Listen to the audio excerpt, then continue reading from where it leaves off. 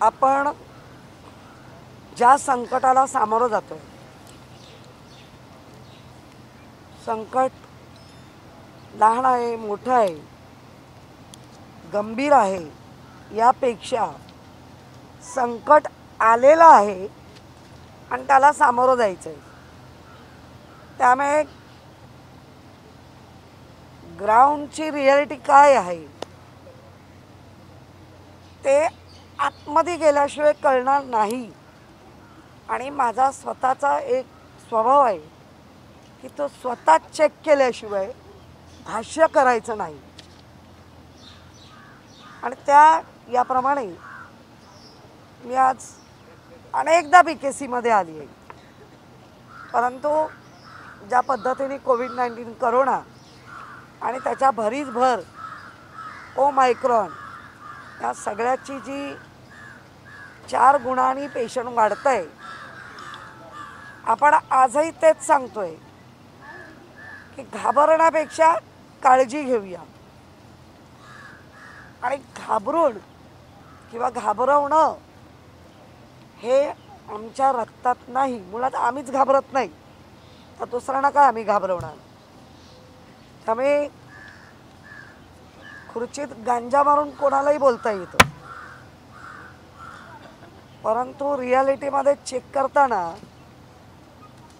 आमच्या बाळासाहेबांनी आम्हाला जे एक धाडस दिलं आहे, फार फार काय होईल, करोना होईल किंवा ओमायक्रॉन होईल आणि मे बी उद्याचा किंवा आजचा किंवा नंतरचा मृत्यूला मी घाबरत नाही.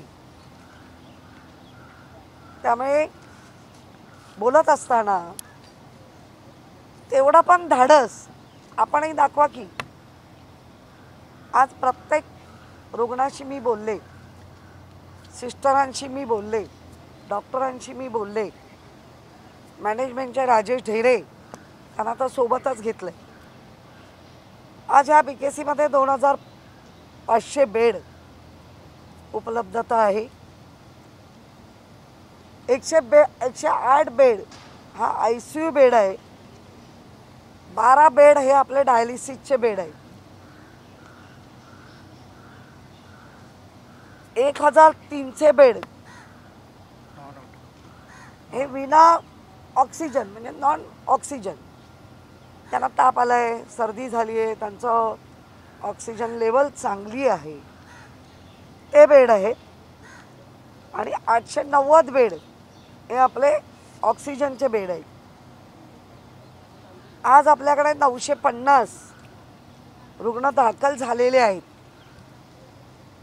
त्यापैकी 670 रुग्ण हे विना ऑक्सिजनचे आहेत. ही चांगली बाब आहे. आणि 280 रुग्ण हे ऑक्सिजनवर आहेत. आणि देवाचे आभार, राज्य सरकार, मुख्यमंत्री सन्माननीय उद्धवजी ठाकरे साहेबांचे, राजेश टोपे साहेबांचे, पूर्ण आघाडी सरकारचे मी मनापासून आभार मानते की आजच्या घडीला एकही ICU पेशंट आपल्याकडे नाही. आणि ती वेळ येऊच नाही म्हणून आपण प्रयत्न करतो. आपण बोलतोय ते आत्ता BKC बद्दल बोलतोय, कारण एका झटक्यात सगळं मिळतं. तर एकदम झटका आल्यावर काय बोलू पण शकतात. मी ज्या ठिकाणी बसले त्या ठिकाणाबद्दल मी बोलते. आणि ही माहिती नुसती पेपरवर उचलली आणि इथे येऊन वाचते असं नाही. तर आतमध्ये जाऊन PP किट घालून जे कोविड-19 करोनाचे नियम पाळावे लागतात ते सगळं पालन करून स्वतः बघून आल्यानंतरचा मी हा तुम्हाला reality report, ground reality report मी देते आहे. त्यामुळे काल काय, परवा तुम्ही बोललात 20,000, आजही तेच बोलते. 20,000 पेशंट जेव्हा झालेत ते 17,000 नॉन सिम्प्टोमॅटिक पेशंट आहेत, रुग्ण आहेत. आमचं म्हणणं असं होतं आजही 16% आपल्याला जी बेडची ऑक्युपाय आहेत ते दिसत आहेत. राजेश टोपे सरांनी पण सांगितलं, स्वतः मुख्यमंत्री म्हणाले की 700 टन ऑक्सिजन जेव्हा आपल्याला वापरात येऊन ती एक मोठी काळजीची बाब होऊ शकते आणि ती मोठी काळजीची बाब आत्तापासून जर आपण सर्वांनी ठरवलं नागरिकांसहित आपण ती बाब तिचं गंभीर स्वरूप कमी करू शकतो। आणि त्यासाठी ज्या पद्धतीने काल आयुक्तांचं झालं, मी ऐकलं, आयुक्तांचंही म्हणणं तेच आहे ते मी म्हणेन की घाबरायचं कारणच आहे, घाबरू नका, पण घाबरून वागलो, थोडंफार नियम पाळले घाबरून, काही लोक नियम पाळतच नाही आहेत, बाजारांमध्ये तुडुंब गर्दी, मास्क न लावता गर्दी, आणि ते जर वारंवार आम्ही तुम्हाला येऊन सांगत असेल तर त्याला जर विरोधक नाटक म्हणत असतील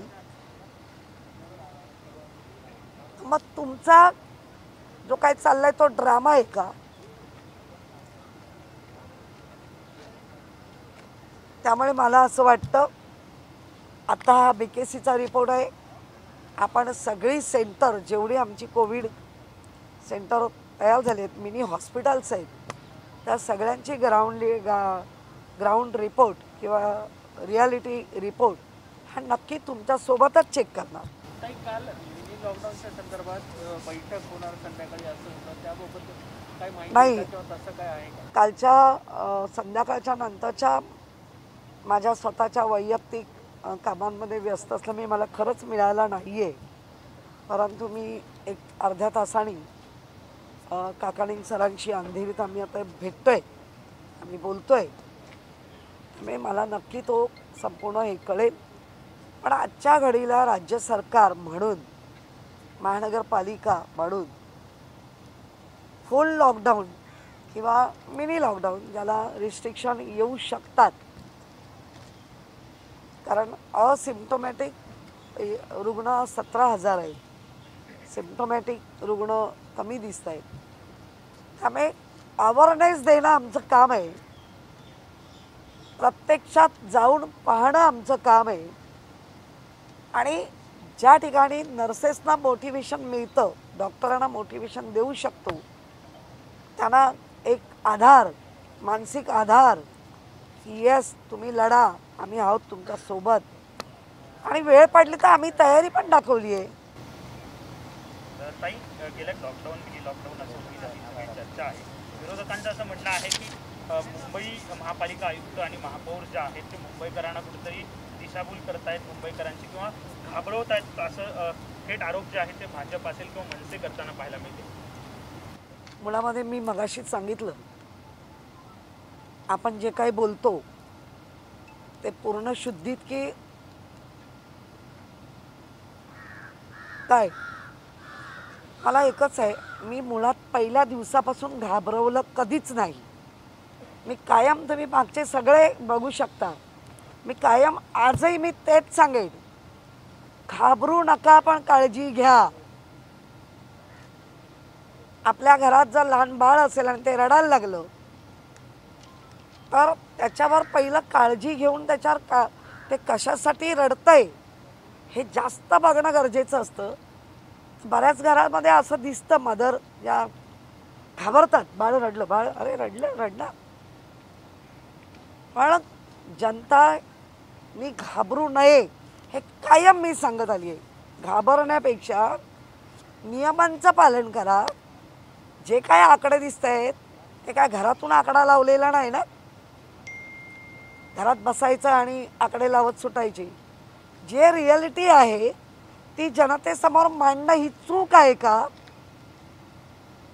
महापौर या नात्याने दिसली तरी हा प्रॉब्लेम, नाही दिसलं असतं तरी प्रॉब्लेम, त्यामुळे विरोधक काय म्हणतात यापेक्षा माझं आघाडी सरकार, माझे मुख्यमंत्री सन्माननीय उद्धवजी ठाकरे साहेब ज्या पोटतिडकीने मॅरेथॉन जी असते ती बघतो ना आपण, हळूहळू चालणारा पण मॅरेथॉन गाठतो, त्यामुळे ना अर्थाचे अनर्थ करून लोकांमध्ये चुकीचे मेसेज विरोधकांनी देऊ नये. ज्या पद्धतीने एक असलेला जो सरकार म्हणून एक काम करणं, त्यांना समजून घेणं, त्यांच्या अडचणी पार करून त्यांना त्या परिपूर्ण करून देणं हे तर काम असतं. मग गेल्या 5 वर्षापूर्वी जे इंजिन चालत होतं भाग भाग भाग, ते बरोबर होतं का? जे काकानी आहेत ते म्हणतात की 20,000 रुग्णसंख्या पार झाली तर लॉकडाऊन होऊ शकतो. आयुक्त म्हटले होते की 20,000 रुग्णसंख्या पार पडली तर लॉकडाऊन होऊ शकतो. काल आपण संकेत दिले होते की मिनी लॉकडाऊन त्या संदर्भात होऊ शकतो. वेगवेगळी मतं येतात त्याच्यामुळे नाही मी परत तुम्हाला सगळ्यांना परत नीट सांगते. 20,000 रुग्ण याच्यामध्ये जर सिम्प्टोमॅटिक रुग्ण जास्त आढळले असते, ठीक आहे, आता तेव्हा ती क्लॅरिफिकेशन नाही दिलं, पण आज देते. 20,000च्या वर वाढले एवढं नक्की आहे. दिवसागणित रुग्ण वाढत आहेत हेही नक्की आहे. परंतु असिम्प्टोमॅटिक रुग्णांची संख्या जास्त आहे. आमचे बेड ज्या एक ठोकताळा असतो की एवढे बेड ऑक्युपाय झाले की ही डेंजर झोनमध्ये गेलो, तर ते आपण गेलेलो नाही हे कायम आम्ही सांगत आलेलं आहे. आज देवाची, लोकांची, नागरिकांची सांभाळण्याची कृपा म्हणावी की ते असिम्प्टोमॅटिक आहेत पण बाधित आहेत. आज आपण इथे जेव्हा BKCला पाहिलं तेव्हा असिम्प्टोमॅटिक उलट जास्त आहे, जे विना ऑक्सिजनचे जास्त आहेत आणि ऑक्सिजनचे उलट कमी आहेत. लॉकडाऊन, मिनी लॉकडाऊन हे घाबरवण्यासाठी शब्द नाही, तर आपण काळजी घेतली तर ह्या सगळ्याला रोख लावू शकतो. हे कायम मराठीत बोलली, मला इंग्रजी येतच नाही, मी मराठीत बोलली की आपण काळजी घेतली तर आपण लॉकडाऊन याला लांब ठेवू शकतो. ज्या पद्धतीने गर्दी होते, ज्या पद्धतीने विरोधक लोकांना उकसवत आहेत आणि त्याचीच रिॲलिटी जर गंभीर झाली तर मग पर्याय काय? आम्ही कधी असा शब्द नाही म्हटला की लॉकडाऊन होणारच. अजिबात नाही, अजिबात नाही. त्या शब्दापासून लांब राहायचं असेल तर प्रत्येकाने काळजी घ्या. आणि ती काळजी कशी घेतली जाते, काळजी काय केलं जातं ते मी पाहिलं आज आहे BKCमध्ये. त्यामुळे हात जोडून परत एकदा विरोधकांना पहिली विनंती, लोकांमध्ये संभ्रम करू नका. उलट लोकांना तुम्ही उकसवून संकट त्यांच्या दारात नेऊन ठेवताय, तेवढं करायचं बंद करा. बाकी आमची सगळी यंत्रणा आम्ही सज्ज ठेवली आहे. वेळ एवढी वाईट येऊ नये की आमचे सगळे बेड फुल आहेत. मॅडम, टाळेबंदीच्या पहिल्या काळात, पहिल्या लाटेमध्ये बरेच लोक इथून निर्वासित जाताना पाहायला मिळाले होते. काल परत तशी स्थिती आता पाहायला मिळाली आहे.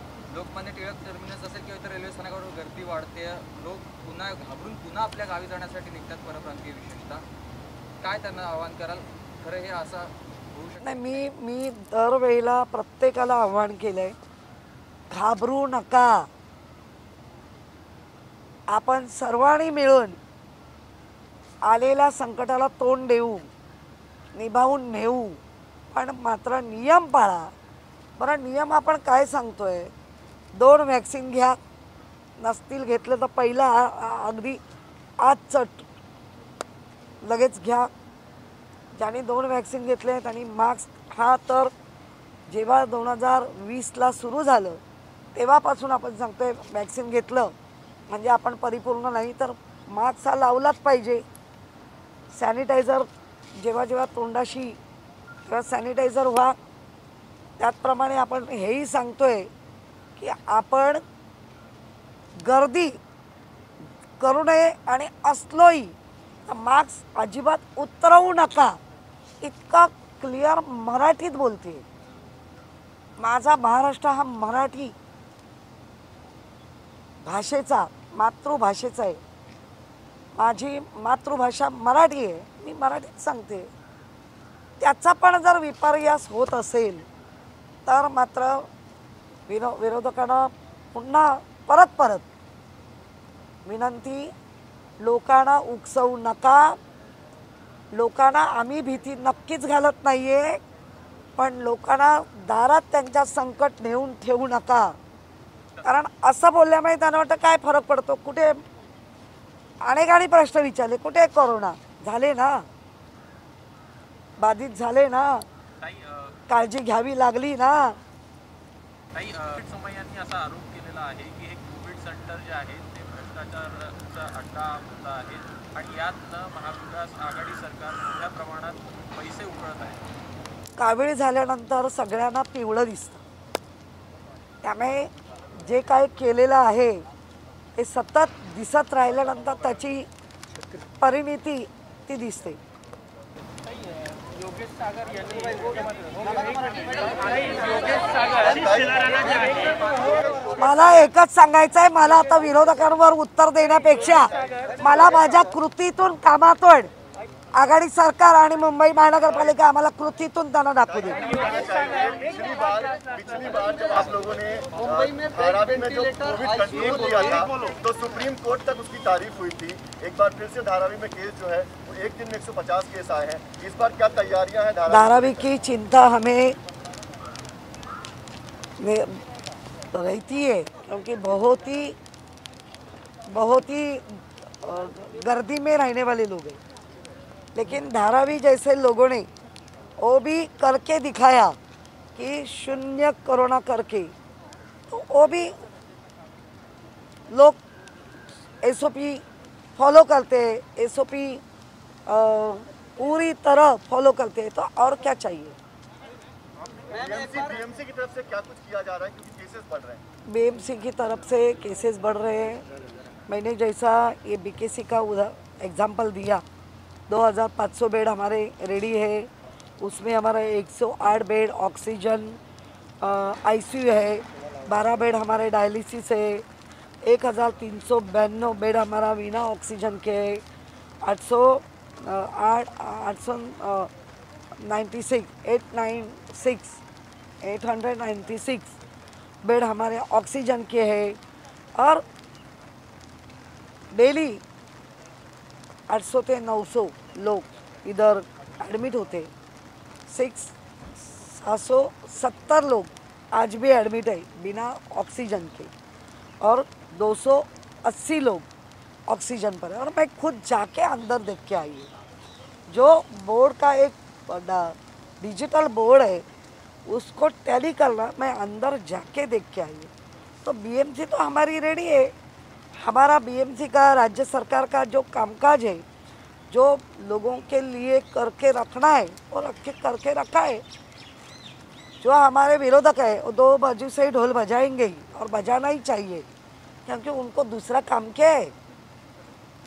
वो बजाते रहे, हम काम करते रहे. धारावी में क्या टेस्टिंग, सैनिटाइजेशन और जो ये सारी चीजें उस पर काम किया जा रहा है. हमारे हर एक वार्ड में, हमारे हर एक नगर सेवक, लोक प्रतिनिधि काम कर रहे हैं. सैनिटाइज़र करना है, जो हमारे शौचालय वगैरह वो 3 बार 4 बार हो रहे हैं.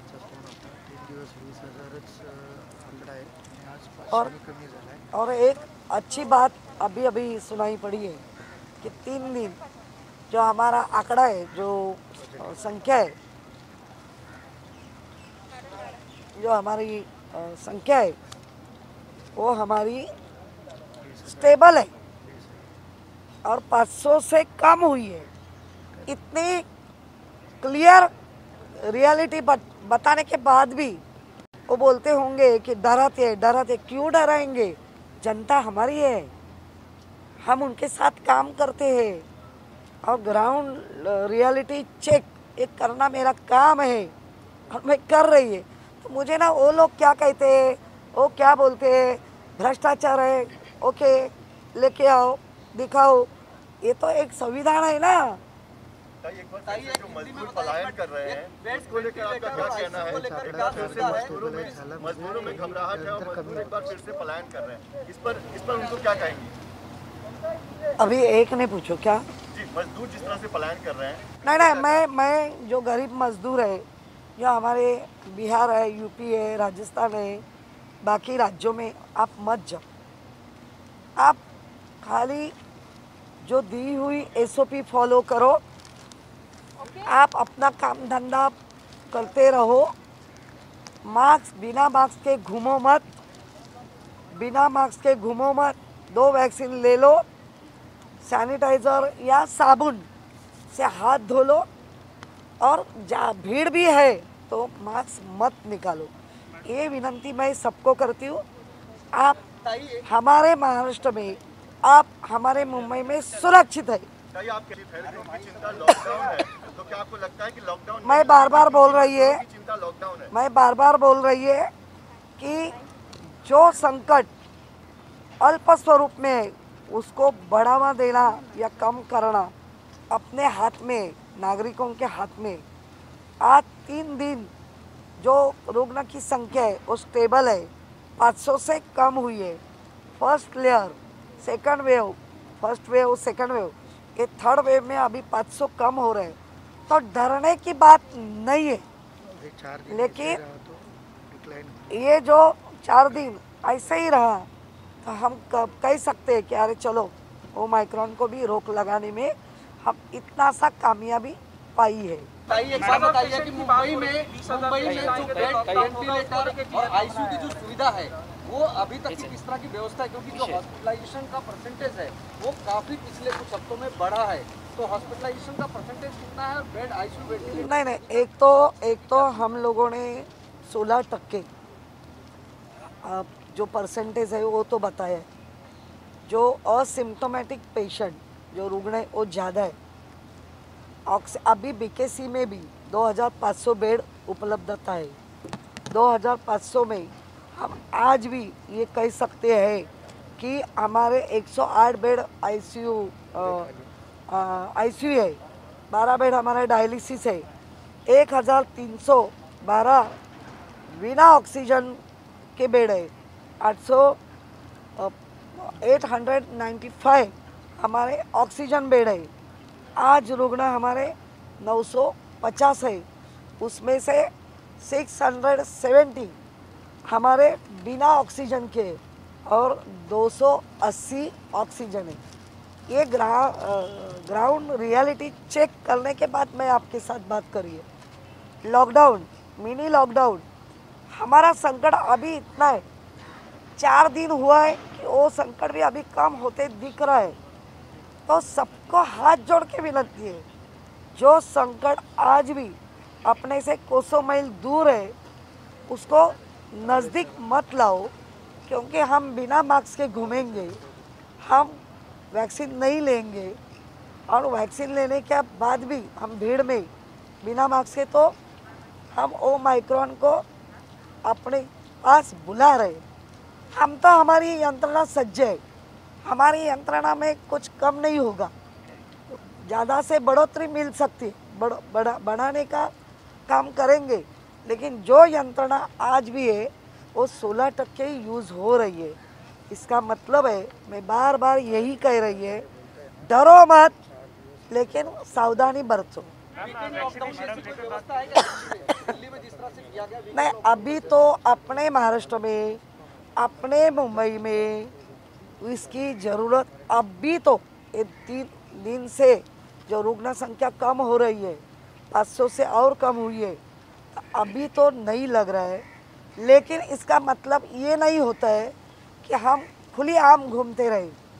मॅडम, आशिष शेलार भाजप आमदार आहेत, त्यांना आणि त्यांच्या परिवाराला जे आहे ती धमकी गेल्या काही दिवसापासून येते, वारंवार धमकीचे फोन येताना दिसत आहेत, समोर येते, काय सांगाल? एकंदरीत या सगळ्या प्रकरणाची कुठेतरी चौकशी झाली पाहिजे? नाही, मुळामध्ये ना आम्ही विरोधक आणि सत्ताधारी वैचारिक विरोध असावा, पण अशा पद्धतीने आशिष दादाला जर धमकी येत असेल तर पोलिसांनी पक्की काळजी घ्यावी, कारण शेवटी ते कुटुंब किंवा राजकीय एकत्र असलेली आम्ही कुटुंब हे कोणालाच बाधित होता कामा नये, त्यांच्या कुटुंबाचं कुठेही नुकसान होता कामा नये, ते सुरक्षितच असले पाहिजे. त्यामुळे ज्या पद्धतीने आशिषदादांचं म्हणणं असेल तर मला वाटतं मी स्वतः आयुक्तांशी बोलेन, पोलीस, आणि ह्या गोष्टी जे कोणी विकृत लोक करतायत, विकृत स्वभावाचे लोक हे करतायत, त्यांनी वेळीच हे सगळं थांबवावं. कारण प्रत्येकाच्या जीवावर उठून मग राजकारण तर चालणार, पण जीव घेणं राजकारण नको आहे ह्या महाराष्ट्रात. लैब में जो रिपोर्ट्स आ रहे हैं उनको और ज़्यादा वक्त लग रहा है, लैब पर प्रेशर बढ़ा है, उसको लेकर क्या कहेंगी? और भी ज़्यादा लैब जो है इम्प्लांट की नहीं, जो लैब अभी उपलब्धता है लैब की वो अच्छी तरह है. टेस्टिंग बढ़ाने का काम अपनी ज़रूरी है, क्योंकि हमारी जो मुंबई है वो सबकी हार्ट है. आजू बाजू के शहरों से, राज्यों से आने वाली भी संख्या और मुंबई में रहने वाले की संख्या एक समान है. तो हर एक ने, आने वाला और रहने वाले दोनों ने, हमारी नियमावली जो दी है उसको फॉलो करते हम एक साथ अच्छी तरह रह सकते. आपके माध्यम से वापस मैं कहती हूँ, किसी ने भी अपने गांव जाना उनका खुद का काम है तो चले जा सकते, लेकिन महाराष्ट्र में, मुंबई में एक कोविड-19 कोरोना के डर से आप मत जाओ. मैम, वैक्सीनेशन एक सवाल था. कुछ दिनों पहले मीडिया से बात करते समय बीएमसी कमिश्नर ने कहा कि जो अस्पताल में भर्ती हो रहे हैं और जिन्हें ऑक्सीजन की ज़रूरत है उनका तादाद 96% ऐसी है जिन्होंने वैक्सीन की एक डोज नहीं ली है. तो क्या आप वैक्सीनेशन नहीं, इसीलिए तो हमारा कल या परसों पूरा वैक्सीनेशन कोटी जो बोलते हैं वो हुआ है. और मुझे लगता है जिन्होंने नहीं लिया है उन्होंने लेना ज़रूरी है. हर घर की दस्तक दे के हम वैक्सीनेशन कर रहे हैं, लेकिन कुछ लोग हैं जो भारी मात्रा से भी है कि जो खुद का डर के मारे, नहीं दुखता है, मुझे बुखार आएगा, मुझे ये होगा. कोई शिक्षित हो के भी अशिक्षित बन रहा है, कोई धार्मिक भावना लेके बैठ रहे. अभी ऐसा मत करो, हर एक को वैक्सीन लेना ज़रूरी है. अभी हमारे बहुत से लोग खुद आगे आके वैक्सीन ले रहे हैं. दस्तूर खुदा आदित्य ठाकरे इसके ऊपर पूरी निगरानी रख के जो हमारे अभी 15 से 18 साल के बच्चे को वो वैक्सीन देने का काम चालू है. स्कूल से, कॉलेज के माध्यम से, सोसाइटी के माध्यम से ये सब काम चालू है. मैम, एक सवाल ये है कि जो कोविड के केसेस बढ़ रहे हैं, इस बीच खबर आ रही है कि प्राइवेट अस्पतालों में बेड्स ऑलमोस्ट फुल हो चुके हैं. इस पर क्या कहेंगे? अभी महानगर पालिका आयुक्त ने हर एक को पत्र देके कहा है कि 80% बेड रिजर्व करा. लेकिन बहुत से लोग, मेरे से भी फ़ोन आते हैं मुझे, मैं कहती हूँ उनको कि आपको सिम्टम्स नहीं है तो हमारे बीकेसी में आओ, हमारे 7 हिल में आओ, हमारे ऐसे बहुत सेंटर है. लेकिन लोगों का इंश्योरेंस होता है, उनको लगता है मैं उधर जाएगा तो मुझे अच्छा है और जाते हैं. अभी जो प्राइवेट बेड है वो प्राइवेट तो उनका जो रेट है कोविड-19 कोरोना का जो फिक्स किया है वो तो लेंगे. लेकिन मेरी आपसे माध्यम से एक विनंती है लोगों को, आपको ऐसा लगता है तो आप नज़दीक के हमारे वार्ड से संपर्क करो. हमारा BKC centre, Nesco, NIC, Worli का 7 हिल, आप आइए हमारे पास, आप एडमिट हो जाएंगे, हम अच्छी तरह आपकी देखभाल करेंगे. योगेश सागर यांनी एक मुख्यमंत्र्यांना पत्र लिहिलेलं आहे, त्यामध्ये असं त्यांनी नमूद केलंय की 500 कोटीचा घोटाळा महानगरपालिकेकडून केला जातो एका बिल्डर. काय 500 कोटीचा अजमेरांना एक उद्यानासाठी आरक्षित जागा होती, आणखी ती ह्याच्यावर मागे झालेलं आहे. ह्या सगळ्यांना सुपाऱ्या घेतले, एक वेगळं बोलणार, दुसरं वेगळं बोलणार, तिसरं वेगळं बोलणार, चौथा, आणि अख्ख्या महाराष्ट्राला, अख्ख्या मुंबईला कन्फ्युजनमध्ये ठेवणारे हे लोक आहे. ह्याच्यावर उत्तर देणार नाही, घेऊन या, सिद्ध करा.